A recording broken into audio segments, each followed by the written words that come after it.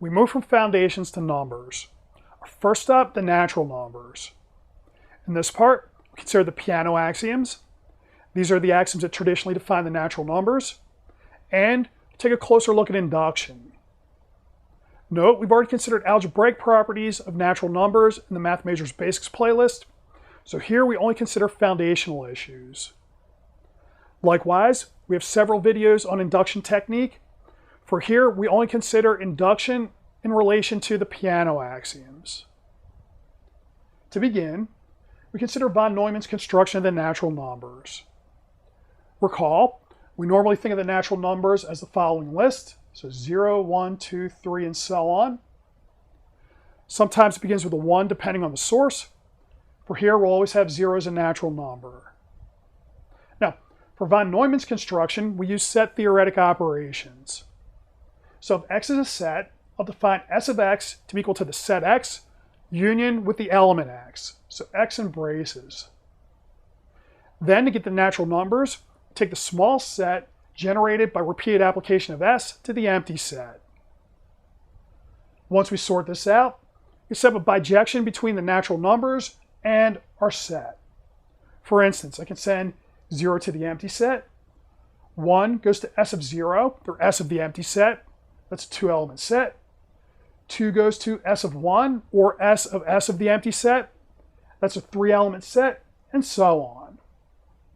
Note at each stage, we have each set contained in the next one, and given one of these sets, we could figure out which set it is S of, if it's not the empty set. So our S here is just what we would normally think of as the successor function. It sends n to n plus 1. Now with this setup, we can get our usual operations for the natural numbers. So we can have less than. That's just going to correspond to strict inclusion of sets. We have addition. Okay, so that's just repeated application of the successor function. Then we have multiplication, which is really just repeated application of addition. Now, to formalize the usual operations on the natural numbers, we have the Peano Axioms and Peano arithmetic. For us, our goal is to eventually work with real numbers, and not do formal logic. So we'll just note the Peano Axioms with a focus on induction. So we'll need induction and the well-ordering principle for what comes. Now, if we take an axiomatic approach to the natural numbers, we have a set called the natural numbers. In that set, we have an element called 0. We have a successor function. So if n is a natural number, so is its successor. And we have that 0 is not the successor of any other natural number. So 0 we can think of as a first element. We also have that successor function is 1 to 1. Now with 1 through 4, if I take 0 and keep applying the successor function, we get a subset of the natural numbers. The induction axiom says that there are no other natural numbers. So if we have a subset of the natural numbers that contains 0 and is closed under successors, that set must be the natural numbers themselves. Now, we have a set of axioms. So the first thing we have to worry about is whether they're consistent or not. Okay, so we need that they don't contradict one another. Now, Peano axioms are from the 19th century, so they're before ZFC. It's known Peano axioms occurs theorems in ZFC. We can also show they're formally consistent in ZFC. Okay, only problem being that consistency of ZFC is an issue itself.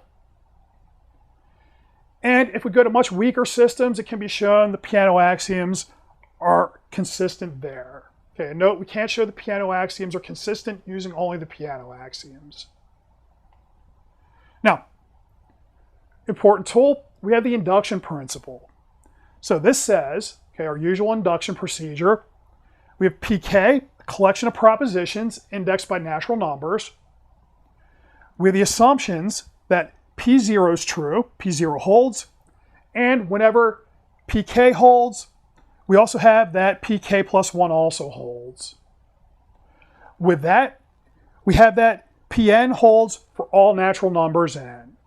So this follows immediately from our induction axiom. If we let x be equal to the set, okay, all natural numbers k, such that P of k holds. To put a picture to the axioms, you start with 0 and repeatedly take successors. 0 is never a successor, and the sequence never loops back on itself. So by the one-to-one property of the successor function, can have 2 arrows pointing into a given point. By the induction axiom, that's all there is. So every natural number can be written in the form, we apply the successor function finitely many times to 0. We also have that 0 is the only element with no predecessor. Okay, so 0 is the only element that's not a successor. Now, to get a feel for the axioms, we should consider examples where we let some fail. So for instance, okay, to go with the natural numbers, we have all the integers. Here, with the usual notion of successor, we have that 3 and 5 fail. So we have that 0 is the successor of -1, and we don't have the induction axiom for all the integers. If we want an example where the successor function is not closed, we just take 0 and 1 with 1 as the successor of 0, and that's it. If I want an example where the successor function is not 1-to-1, okay, just take the natural numbers as usual. We'll adjoin a 0 prime whose successor is equal to 1. Okay, and then we'll also lose the induction axiom.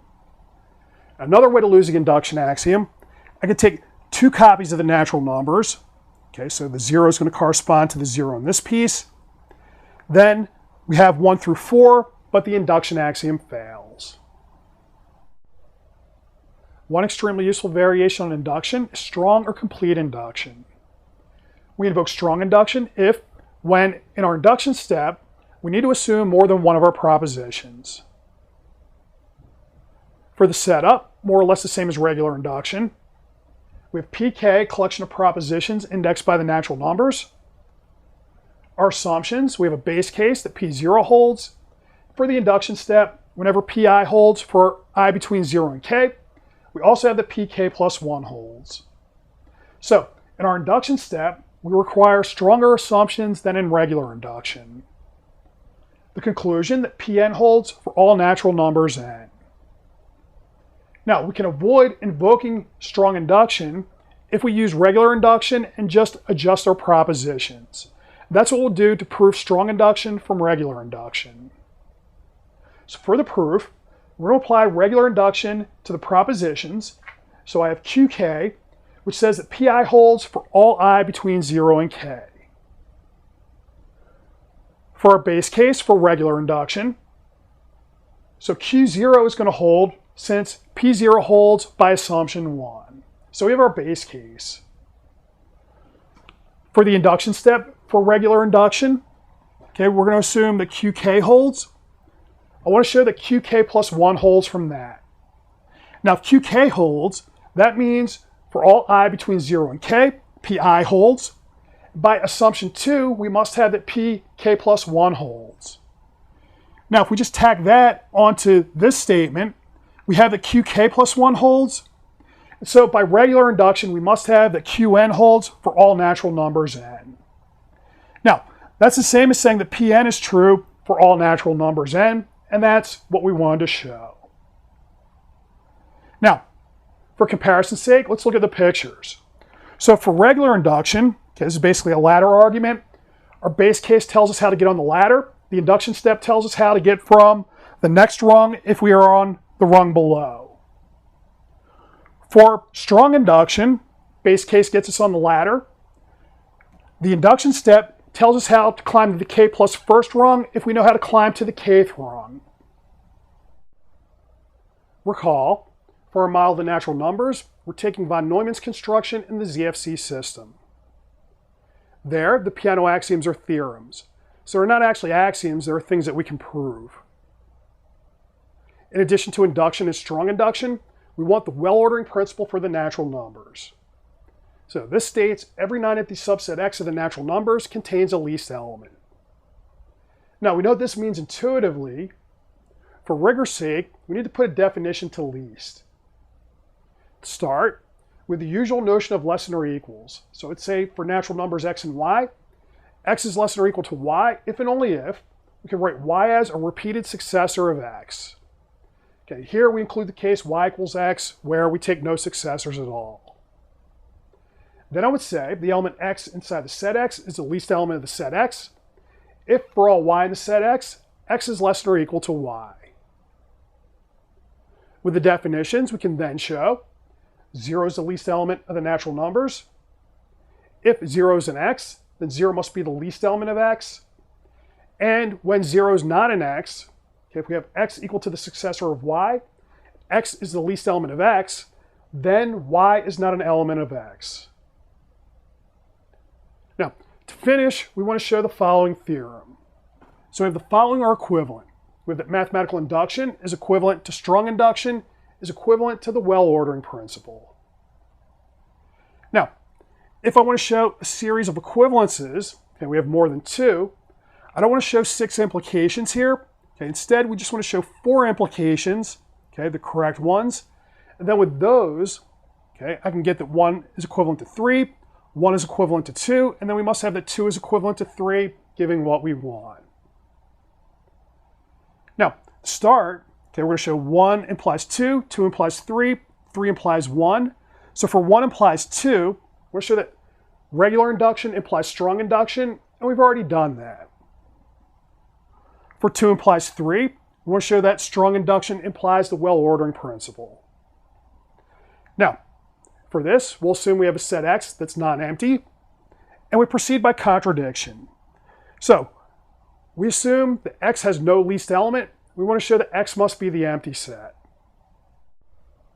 To show X is non-empty, we apply strong induction to the propositions Pk.